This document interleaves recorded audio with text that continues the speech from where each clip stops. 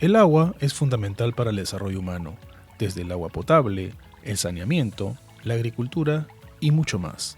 Bienvenidos a Water Stories, un podcast en el que aprenderás todo lo relacionado sobre la buena gerencia de este vital recurso natural por parte de los expertos y científicos del Instituto del Medio Ambiente de Estocolmo.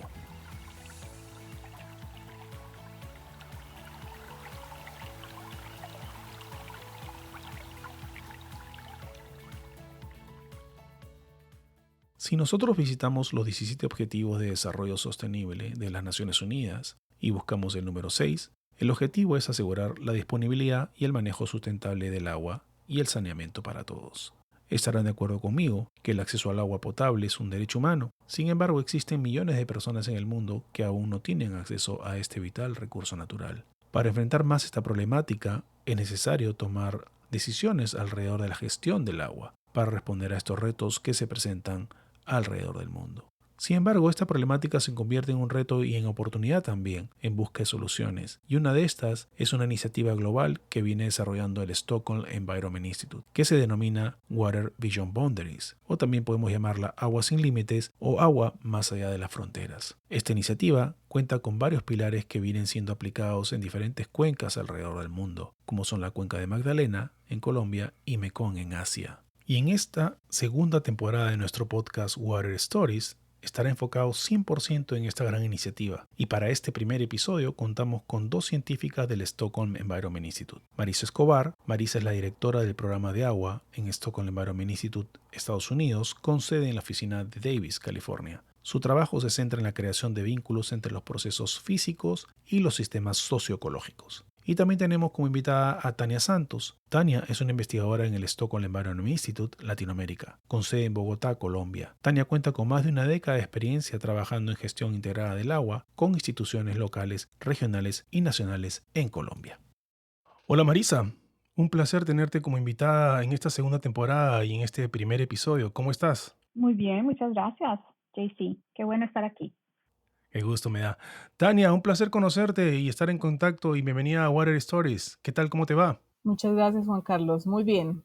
Feliz de estar acá. Qué gusto me da. Interesante este tema de Water Beyond Boundaries porque lo que tengo entendido y lo que he venido leyendo es que no solo está basado en trabajar en las cuencas, en los ríos, en los watersheds, en los basins, como le llaman en inglés, sino va más allá de envolver no solamente a los que están, los que viven alrededor, sino lo que afecta el proceso, ¿verdad? Como bien dicen, de lo local a lo global, lo cual tiene mucho sentido en estos tiempos de cambio climático y calentamiento global. Tania, para comenzar la conversación, te mando la pelota.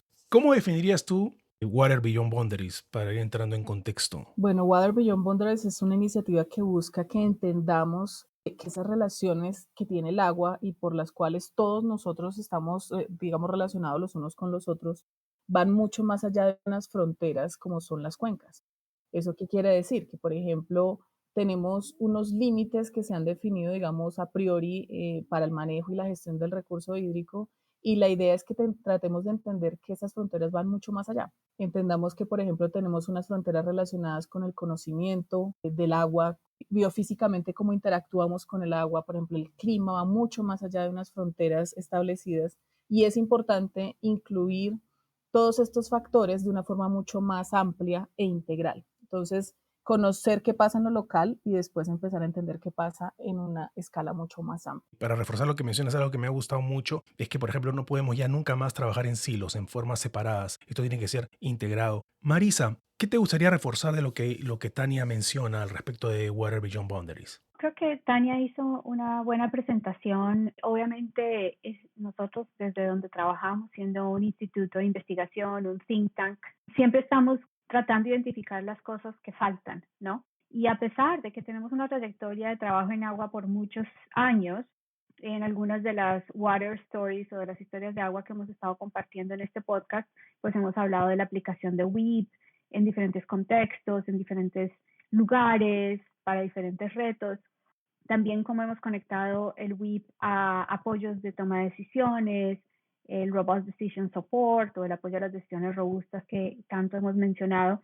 Y sin embargo, vemos que todavía hay cosas que faltan. Entonces, cuando nos sentamos a pensar, y gracias pues al apoyo de nuestro instituto, de los fondos de SIDA, la cooperación sueca, diciéndonos, dándonos como este espacio de mirar qué es lo que está faltando, empezamos a mirar, bueno, realmente hay ciertos aspectos que faltan en el manejo del agua y tienen que ver con estos límites que mencionó Tania, y que con el tiempo que llevamos ya trabajando en esta iniciativa los hemos ido como clasificando con un poco más de detalle, ¿no? Entonces los límites geofísicos, los límites que tienen que ver con centrarnos tanto en los temas humanos sin considerar la parte ecosistémica, y finalmente todo esto de la participación y acceso al conocimiento que también hacen y generan barreras en el manejo del agua. ¿Cómo se inicia?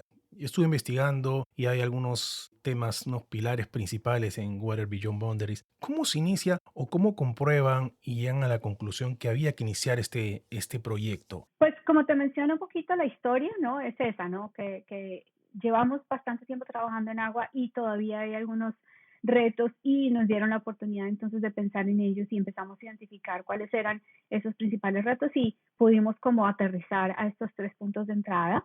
Y de pronto, si Tania quiere compartir un poco más en detalle cómo comenzamos a aplicarlos y cómo hemos usado nuestras redes, en particular la red que hemos creado en Colombia de actores, de instituciones, para comenzar a aplicar estos conceptos y estas ideas en las cuencas en Colombia.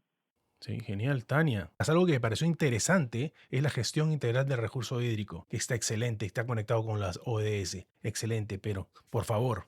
Pues mira, el tema de gestión integral del recurso hídrico está muy relacionado, bueno, hace muchos años, digamos que nos dimos cuenta que manejar, así como tú dijiste hace un rato, manejar el agua solamente pensando que el agua la necesitamos nosotros los humanos para nuestro consumo.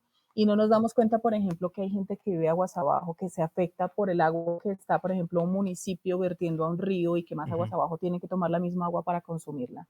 Entender cómo esas relaciones que todos tenemos alrededor del agua fue muy importante, digamos, hace alrededor de unos 20 años, y se inició a nivel internacional la aplicación de este concepto de manejo integral del agua, que es entender, bueno, en un espacio determinado, quiénes estamos viviendo allí, qué tipo de actividades se desarrollan, cómo se relaciona el agua superficial con el agua subterránea, por ejemplo, y cómo el clima, por ejemplo, afecta esa cantidad de agua que tenemos disponible.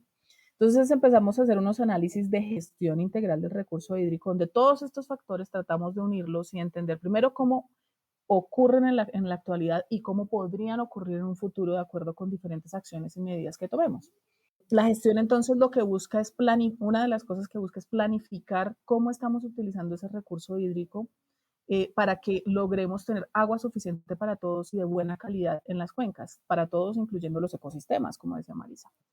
Entonces, esa integración nos ha dado pie para generar ya en este momento en los diferentes países alrededor del mundo unos planes relacionados con ese manejo de las cuencas que nos permiten o que nos han permitido avanzar en la gestión del agua. Pero claro, alrededor de esa gestión y de esos planteamientos nos dimos cuenta que nos faltaban unos elementos claves, por ejemplo, el tema escalar, ¿no? ¿Cómo planificamos en una escala muy amplia y cómo llegamos a lo local realmente a tomar decisiones?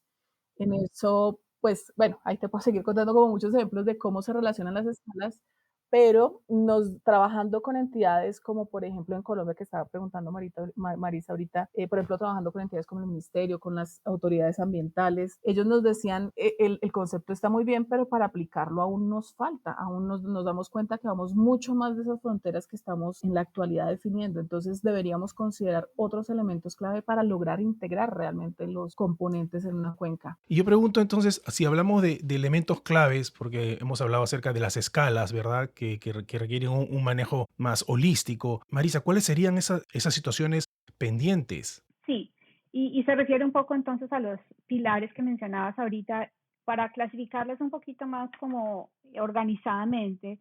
Si te pones a pensar, cuando estamos pensando en una cuenca o en una zona, en una región, ¿no? Delimitada por unas jurisdicciones, etcétera, esa cuenca podría estar o delimitada o enfrascada, o digamos con esos límites, no, precisamente agua sin límites, ¿no? Con esos límites que le determina la geografía, que es, digamos, conceptualmente como se ha pensado en esto, pero el otro extremo del continuo es que esté conectada con el resto del mundo. Entonces, ahí hemos ido comenzando a ver cómo podemos romper ese límite de la delimitación de la cuenca para que realmente podamos representar cómo esa cuenca está conectada con el resto del mundo a través de comercio, a través de clima, a través de ayuda financiera, por ejemplo, e inversión, ¿no? Entonces, es empezar a mirar esa parte del continuo, de el estado no deseado al estado deseado, el estado desconectado o delimitado al estado conectado, ¿no? Hay otra categoría, digamos, que es la parte de pensar en los ecosistemas. Entonces, el estado no deseado es cuando la planeación del agua se da completamente pensando solamente en las personas y se ignoran las necesidades de los ecosistemas. Entonces, el estado deseado es que se incorpore esa consideración de los ecosistemas. Entonces, ahí ya estamos moviéndonos desde human-centric o centrado en los humanos hasta centrado en en los los ecosistemas o ecosistemas. incorporando las necesidades de los ecosistemas.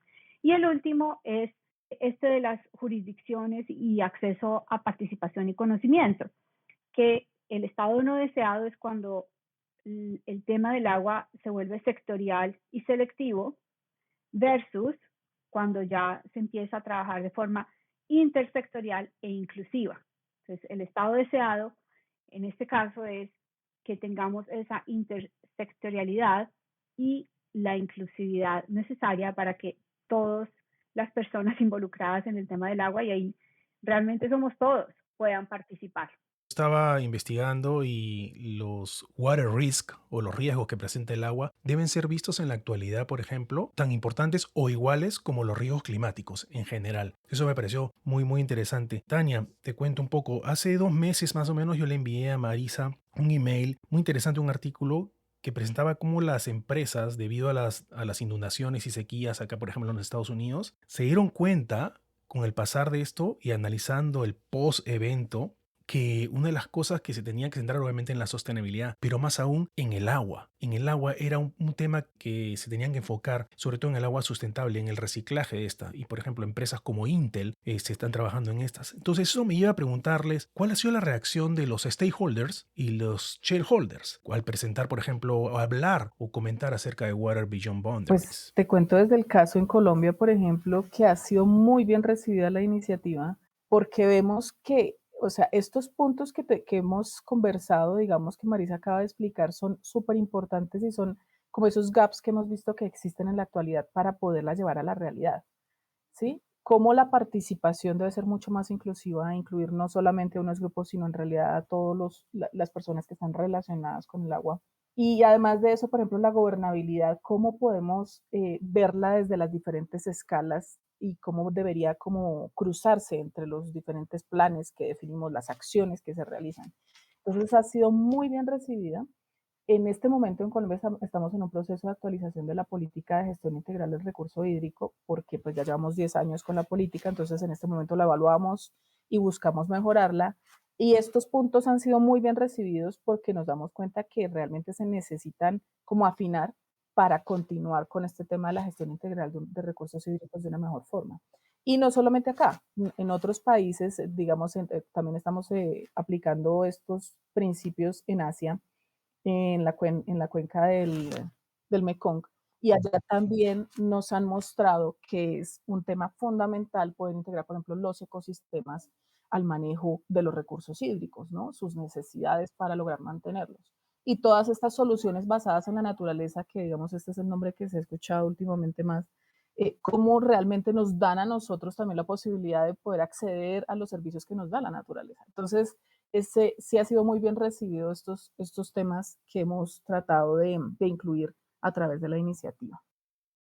Tengo entendido, en el Mekong es un poco más retador porque incluyen como 5 países, ¿no? China, Vietnam, Tailandia, Camboya, y Laos. Ahí es un poco más, en el caso de la cuenca de Magdalena, es un poco más local, pero también tiene impacto obviamente en Asia. Marisa, tú sabes que a mí me gusta mucho el tema del ESG, de lo que Environmental, Social and Governance. Estaba leyendo un artículo del World Economic Forum y decía que ahora que hay que repensar las métricas para enfocarnos mucho más en el agua.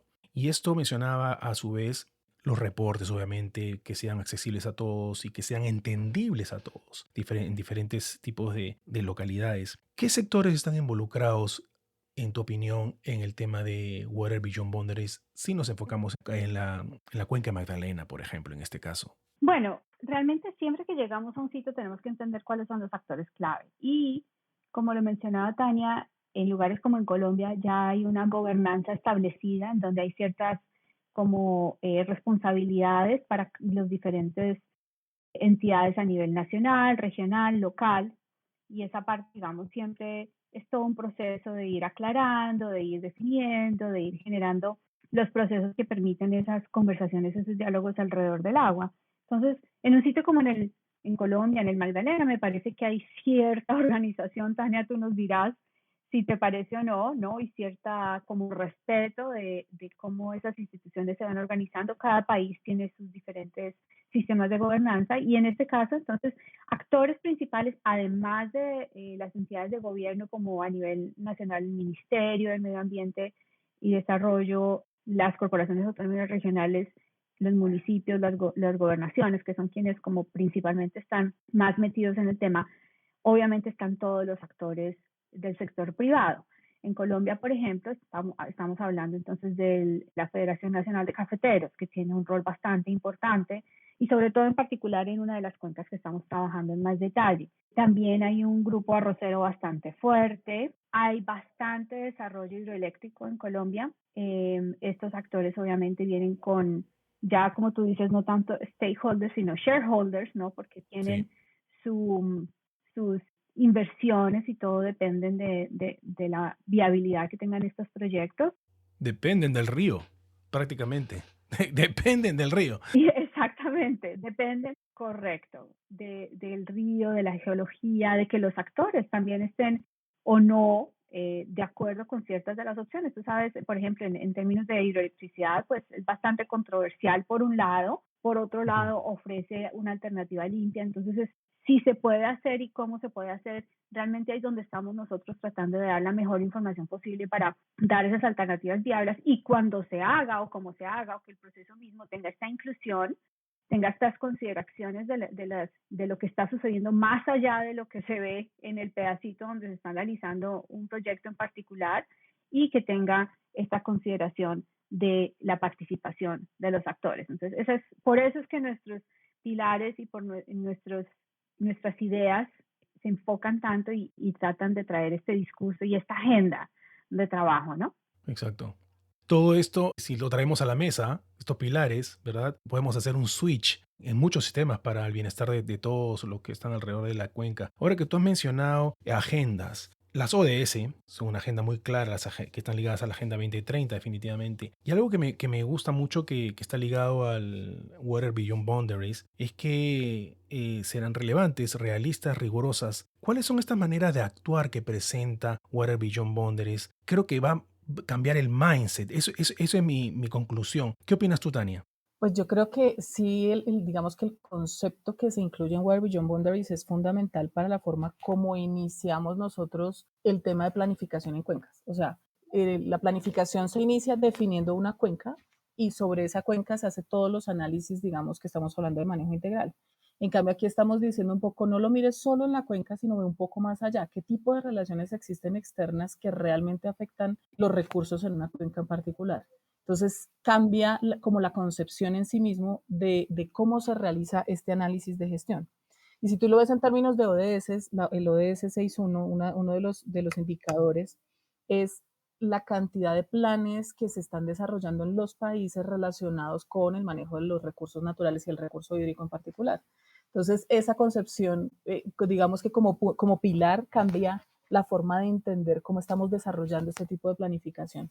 Eso me parece que es clave y cambia definitivamente como no es, no la forma, no los avances que ya hemos tenido, yo creo que son muy importantes, pero sí el concepto en sí mismo, porque va mucho más allá de lo que estamos haciendo en la actualidad. Claro, además, paralelamente yo creo que es un tema de educación, además de ejecución, porque por ejemplo el CEO de una cafetalera entiende de una forma y vamos a ver, el farmer o el agricultor entiende de otra forma. Hay que llegar en diferentes formas a ambos para poder cambiar para llegar con esa narrativa y poder cambiar ese mindset, en mi opinión. No sé qué te parece a ti, Marisa. Sí, definitivamente. Honestamente, la historia que cuenta Tania de cómo se llegó a la gestión integrada de recursos hídricos, pues fue un esfuerzo bastante grande de muchas organizaciones, de muchas instituciones que llegaron a ese acuerdo y que ahora globalmente es algo más o menos aceptado, ¿no? Para nosotros es un gran reto imaginarnos que podemos siquiera modificar esa agenda que ya existe de la gestión integrada de recursos hídricos, no porque la queremos cambiar radicalmente porque existe y funciona, sino porque la queremos complementar y queremos resaltar las cosas que hacen falta, que son importantes. Y obviamente para nosotros es una meta bastante, como te digo, grande. No sabemos necesariamente qué tan lejos vamos a llegar, pero lo estamos intentando y creo que estamos teniendo ciertos éxitos en algunos lugares. Esperamos que más adelante podamos comenzar a interactuar con instituciones del impacto global como Global Water Partnership o el CIWI, que son también además muy afines al Instituto de Estocolmo y con quienes queremos también tener ese diálogo para poder continuar haciendo este impacto más allá de los estudios de caso que estamos haciendo. Es ir puliendo las cosas que están pasando, porque si mejoramos esto, no solamente se va a mejorar el agua en sí, sino va a haber soporte económico, un crecimiento económico, se va a reducir la pobreza, va a haber mucho más inclusión, se va a mejorar la energía y sobre todo también el tema de la alimentación. Cuando hablamos en general de este interesante tópico, la tecnología juega un papel importantísimo. ¿Cómo va a ayudar la tecnología al Water Beyond Boundaries? WIP es uno. Y no tenemos que ir muy en detalle, pero encontré uno que se llama Trace Earth. No tenemos que ir en detalle en eso porque quizá puede ser de otro tópico en otro episodio, pero ¿cómo va a ayudar en su opinión el tema de la tecnología? Cuando mencionaste ahorita el artículo de Intel que me compartiste, me hizo recordar bueno, traer a colación el hecho de que precisamente en este momento nosotros estamos en contacto con Amazon Web Services y con Intel, porque sabemos que parte de la tecnología que se tiene que desarrollar es cómo manejar todos estos datos que se generan, el Big Data, ¿no? Que se genera en los temas de manejo de agua. Entonces, afortunadamente hemos tenido una buena apertura. Intel mismo es muy consciente, por ejemplo, aquí en California, ellos tienen unos supercomputadores que consumen bastante energía y ellos saben que necesitan ser muy eficientes y que además tienen que estar haciendo todo el cooling asociado de estos sistemas para que se enfríen con agua. Entonces una cosa interconectada de agua y energía donde ellos están muy conscientes de esto y ha sido interesante interactuar con ellos y tenemos mucha confianza de que debido a esta importancia y necesidad que ellos ven del manejo de sus propios sistemas, de la sostenibilidad de sus propios servicios, que estén interesados en contribuir también a esta iniciativa. Más adelante, ojalá podamos dar más noticias al respecto, pero por ahora estamos en conversaciones y con una puerta abierta y bastante interés. Y en este caso, como lo mencionabas, también ellos comienzan a ser no tanto stakeholders, sino shareholders, ¿no? Porque sus inversiones y su futuro como empresa también depende mucho de todos estos temas de sostenibilidad y creo que estamos por lo menos encontrando puntos de acuerdo para conversar y para apoyarnos mutuamente precisamente con estos desarrollos tecnológicos. Exacto. Tú sabes que antes de pasarle a Tania, uno de los pilares del ESG es trabajar en partnership, ya sea inclusive en diferentes tipos de sectores, ¿no? Tecnología y con una non-profit tan grande como el Stockholm Environment Institute. Ese es uno de los pilares para lograr esto y llegar a net zero. Tania. Para complementar, ya mirándolo más en lo que estamos desarrollando internamente en la iniciativa, para cada uno de estos pilares hemos ido desarrollando una serie de herramientas que permiten aplicar, digamos, estos conceptos ya para los casos de estudio, digamos, como casos piloto de desarrollo. Y entonces, por ejemplo, hemos desarrollado unas herramientas que nos permiten analizar las conexiones más allá de las fronteras de algunos de los elementos clave que consideramos, por ejemplo, el tema de agricultura, por ejemplo, cómo los impactos acumulativos de algunas actividades pueden verse a través de las cuencas y mucho más allá de esas cuencas. Por ejemplo, en el tema de participación hemos desarrollado una serie de herramientas, una de ellas son los juegos serios que permiten la interacción entre actores en las sesiones de trabajo, en los talleres que tenemos, para que los diferentes actores se pongan en un rol y entiendan también la posición de los otros actores que están en una cuenca y entiendan, digamos, esa relación que tienen con el agua todos. Entonces son juegos bien interesantes que nos sirven mucho para los procesos de participación.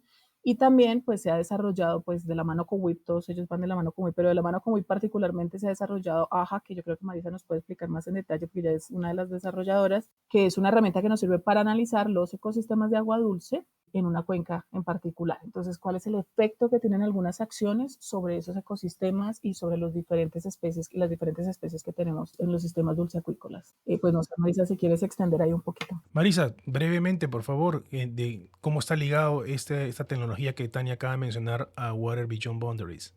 Como lo menciona Tania, la idea es poder como analíticamente cuantificar los efectos de diferentes acciones, ¿no es cierto? Entonces, por ejemplo, cuando estás mirando el agua dentro de su límite sin considerar todo lo que está sucediendo por fuera en términos de presiones externas, en términos de transferencias de agua, en términos de los efectos de clima, pues pierdes mucho de la granularidad de la información que necesitas para la planeación. Entonces, la idea es desarrollar herramientas de ese tipo, desarrollar herramientas para analizar los efectos de diferentes acciones en los ecosistemas y mantener entonces esos caudales funcionales, functional flows, sobre todo los ecosistemas de adentro de los ríos, ¿no? In-stream ecosystems puedan mantenerse, o riparianos, creo que también se llaman en español, y obviamente tener esa forma de comunicar y de transferir la información para que los actores puedan entenderla, que es como el tema de los juegos que mencionaba Tania, ¿no?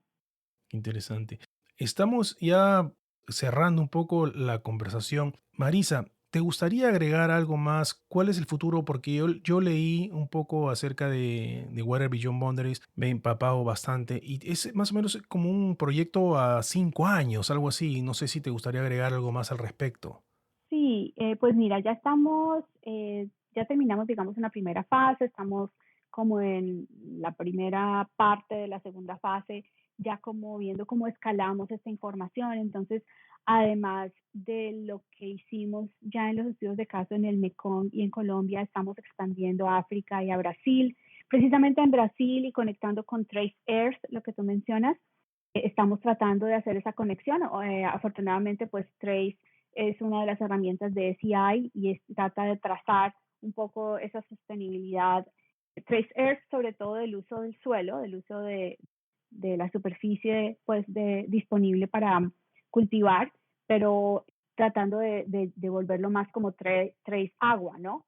Entonces, nuestros colegas de Suecia están trabajando un poco en eso y estamos colaborando para ver cómo podemos hacer un screening de las cuencas y poder estar ya interviniendo un poco más, no solamente con información y datos y análisis que estén disponibles en la web, sino metiéndonos un poco más en la gobernanza con los actores, viendo su participación y la parte de los ecosistemas frágiles que requieren ser considerados.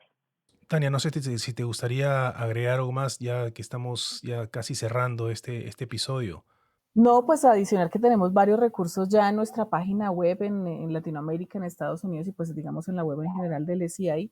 Si quieren consultarlos y también consultarnos a nosotros por correo electrónico, con mucho gusto podemos expandir la información y esperamos pues seguir y lograr impactar un poquito más todo este tema de la gestión integral del agua de acá a los 2, 3 años más que estamos planificando tener nuestra iniciativa funcionando. Yo estoy seguro que sí. Yo quería cerrar con esto y yo acabo de terminar de leer un libro que recomiendo que se llama Net Positive, que está escrito por el ex CEO de Unilever, Paul Polman. Y en el libro menciona algo bien interesante.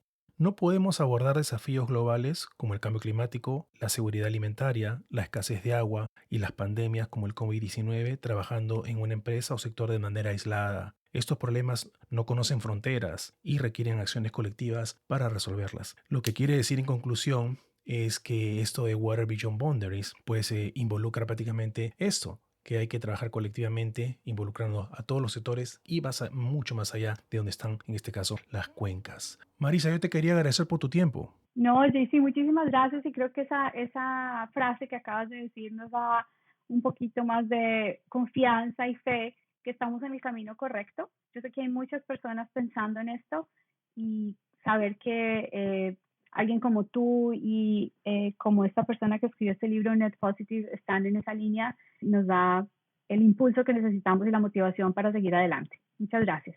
Genial. Tania, un placer haberte tenido en este episodio. Juan Carlos, muchas gracias por el espacio y por permitirnos compartir este tema que definitivamente para todos es fundamental. No, gracias a ambas. A nuestros oyentes, no se olviden de seguir nuestro podcast Water Stories en Spotify, Apple Podcasts, Google Podcasts. También lo pueden encontrar en Alexa, Amazon Music. Estén atentos para el segundo episodio de esta segunda temporada de Water Stories.